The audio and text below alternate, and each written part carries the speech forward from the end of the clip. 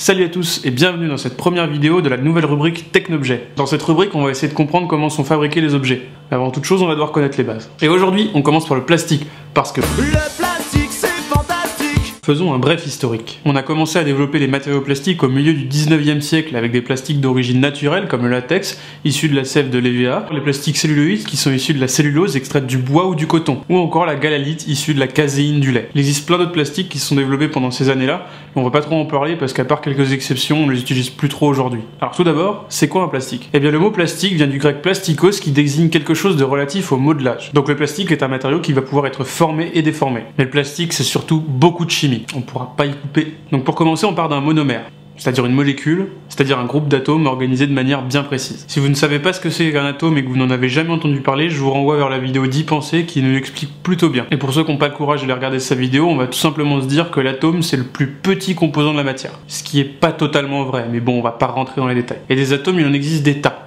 Mais bon, pour nous, les plus intéressants, ça va être le carbone, l'hydrogène, l'oxygène, l'azote et le chlore. Donc comme on l'a dit tout à l'heure, les atomes s'agencent pour fabriquer des molécules qu'on appelle monomères pour le plastique. Par exemple, l'éthylène, C2H4, donc 2 atomes de carbone et 4 atomes d'hydrogène. Il est mignon comme ça, tout petit, tout choupiné. Bref, ce monomère, il va falloir qu'il grandisse un peu, parce que là, il est pas vraiment visible à l'œil nu. Pour ça, il va y avoir polymérisation, ce qui va faire que tous les monomères vont s'accrocher entre eux de façon à fabriquer un polymère de taille petit n. En gros, petit n, c'est le nombre de fois qu'on retrouve le monomère dans un polymère. Et en l'occurrence, comme on parlait de l'éthylène, on obtient du polyéthylène. Je rentre pas trop dans les détails de comment il s'accroche parce que ça devient un petit peu technique. Mais bon, si un jour vous me demandez, je vous ferai un petit cours de chimie des plastiques un petit peu plus poussé. Là, pour l'instant, on en a fini avec la chimie. Maintenant, les polymères, on s'en sert jamais tel quel. Il y a 3 composants dans un plastique. En grande partie, le polymère, c'est ce qu'on vient de voir et c'est la base du matériau. Ensuite, on y ajoute une charge, comme par exemple de la poudre de bois ou de la poudre de métal ou même de pierre. Cette étape a soit pour but de réduire les coûts en augmentant la quantité de matière à moindre frais, c'est souvent le cas pour la poudre de bois par exemple, soit de donner une caractéristique technique au plastique, comme par exemple le rendre plus froid au toucher en ajoutant tout simplement de la poudre de métal. Et les derniers composants du plastique sont les adjuvants.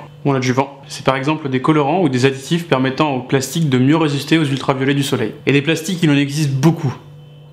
Vraiment beaucoup.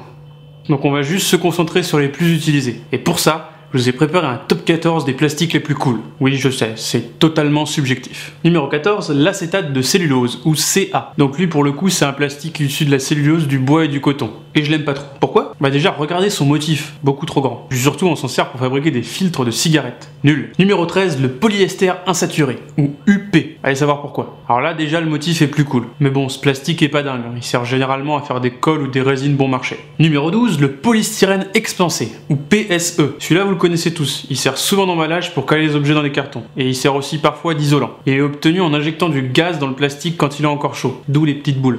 Des bulles. Numéro 11, le polystyrène, ou PS. Et oui, celui-là, vous le connaissez moins. Et pourtant, vous le rencontrez encore plus souvent. Les touillettes dans le café, les gobelets en plastique ou même les boîtes de CD transparentes, vous le rencontrez vraiment partout. Pour la molécule, c'est la même que le PSE. Et il a aussi les mêmes inconvénients, comme sa mauvaise résistance chimique face aux solvants et aux colles, par exemple. Et surtout, son extrême fragilité. Numéro 10, le polyuréthane, ou PU. Alors lui, il est sympa. Il sert à beaucoup de choses, notamment les mousses PU utilisées pour l'isolation et la fabrication de maquettes. Et aussi certaines semelles extérieures de chaussures. Et même certains étuis de téléphone souples. Numéro 9, le polyéthylène, ou PE, celui qu'on a vu tout à l'heure. Ah, celui-là, je l'aime bien. Déjà, il est pas cher. Et puis, il a le motif le plus simple qui soit. Il n'y a pas plus simple. En plus, il est assez résistant, ce qui lui permet d'être utilisé pour des objets d'extérieur, comme du mobilier de jardin par exemple. Et il est souvent utilisé avec la technique du rotomoulage, dont je vous parlerai dans la deuxième partie de ce technobjet. Numéro 8, son acolyte, le polyéthylène terephthalate. Presque aussi résistant, il a l'avantage de pouvoir être transparent, ce qui va permettre la fabrication de bouteilles. Et aussi, il a l'avantage d'être alimentaire, contrairement au polyéthylène. Ça veut dire qu'il peut être en contact avec de la nourriture de manière prolongée, sans représenter un danger pour le consommateur de ladite nourriture. Numéro 7, le PTFE, ou polytétrafluoroéthylène. Bon, si vous n'avez pas envie de vous embêter à le prononcer, vous pouvez utiliser un de ses noms commerciaux, le Teflon, qui a donné son nom à la marque Tefal. Pourquoi me direz-vous? Parce qu'une de ses principales utilisations, c'est en tant que revêtement anti-accrochage sur les poêles de cuisson. Numéro 6, le PVC, ou polychlorure de vinyle. Alors lui, c'est un petit peu le MacGyver des plastiques. Déjà, il est issu à 53% de sel marin, ce qui est assez badass pour un plastique, faut avouer. Pour rappel, la formule chimique du sel, c'est NaCl, donc du sodium, Na, et du chlore, Cl. Dans l'opération, on se débarrasse du sodium et on garde le chlore. Et donc ce MacGyver, il peut tout faire. Que ce soit des tuyaux d'évacuation d'eau, des gaines électriques, des encadrements de fenêtres, des blisters de protection quand il est transparent, ou même du simili-cuir. Et oui, le Sky, c'est un des noms commerciaux du PVC. Et ça s'écrit comme ça. Numéro 5, le polypropylène, ou PP. Lui aussi, niveau motif, il est assez simple. Il est carrément hyper intéressant. Déjà, il est bon marché.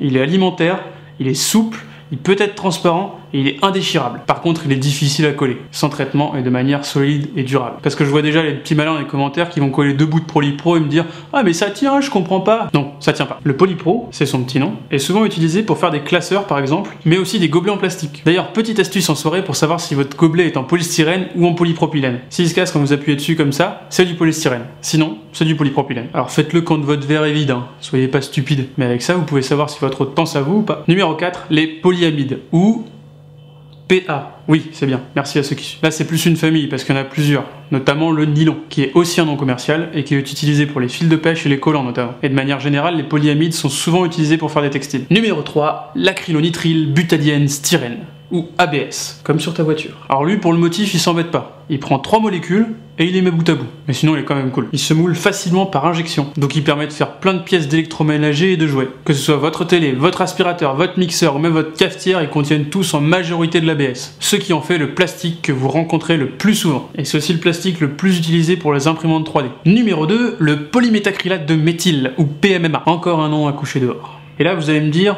c'est quoi ça? En fait, c'est ce qu'on appelle plus communément le plexiglas, ou plexi pour les intimes. Sauf que c'est encore un nom commercial. Et lui, son avantage le plus utilisé, c'est qu'il peut être transparent. Du coup, on s'en sert beaucoup pour imiter le verre. Mais il y a un inconvénient un petit peu embêtant. Il est pas très solide. Donc on s'en sert plutôt pour des objets décoratifs qui sont pas souvent manipulés.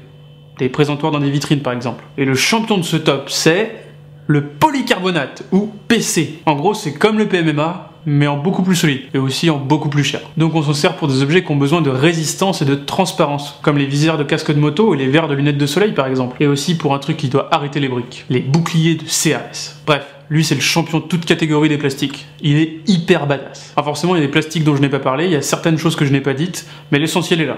Et ça fait déjà pas mal d'infos à digérer. Alors je vous propose de voir la suite dans une prochaine vidéo et ne vous inquiétez pas, il y aura des trucs assez badass. Alors pour l'heure, je vous remercie d'avoir regardé cette vidéo jusqu'au bout. Si elle vous a plu, likez, commentez, partagez. Il y a une petite news, j'ai créé la page Facebook de Philobjet, vous pouvez cliquer juste ici pour la rejoindre. Sur ce, moi je vous laisse, je vais préparer un anniversaire.